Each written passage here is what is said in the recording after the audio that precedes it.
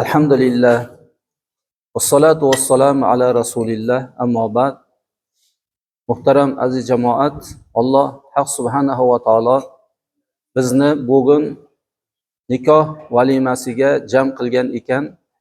Bu nikohni Alloh taolo o'zi qadrli qilsin va Allohning shariatiga muvofiq amal qilishga Alloh taolo muyassar aylasin.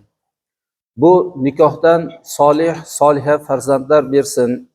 Ota-onasini ko'zini quvontiradigan, xalqqa manfaati tegadigan bo'lsin. Alloh bu ikki yoshni o'zlarini ham ilm yo'lida bardavom qilib, katta olimlardan, katta qorilardan bo'lishiga Alloh muyassar aylasin. Payg'ambarimiz sollallohu alayhi vasallam nikoh haqida bizga marhamat qiladilarki, an-nikahu sunnati faman raghiba an sunnati falaysa minni. Nikoh mening sunnatimdir. Kim meni sunnatimdan yuz o'girsa, mendan emas dedilar. Demak, kim agar nikohdan yuz o'girsa, payg'ambarimiz sollallohu alayhi vasallamning ummati bo'lmaydi. Bu juda ham katta xatarli. Ba'zi bir odamlar uylanmay o'tadi. Ba'zi bir odamlar buzuqlikka ruju qiladi. Ularni payg'ambarimiz sollallohu alayhi vasallam mendan emas dedilar. Payg'ambarimiz sollallohu alayhi vasallam o'zlaridan bu odamni begona qildilar.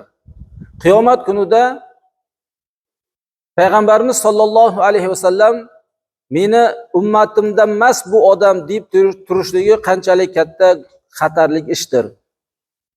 Alloh bu nikohni o'z fazli bilan odamlarni, ya'ni bu nikohni kuyovni, kelinni bir-biriga rag'batlantirib nikohlab qo'ydi.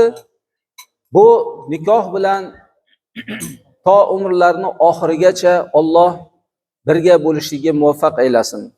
Bu dunyodan iymon bilan o'tsa, qiyomat kunida jannatda ham mana shu nikoh bilan o'rtalarini isloh qilib, shu nikoh bilan nikohlab qo'ysin.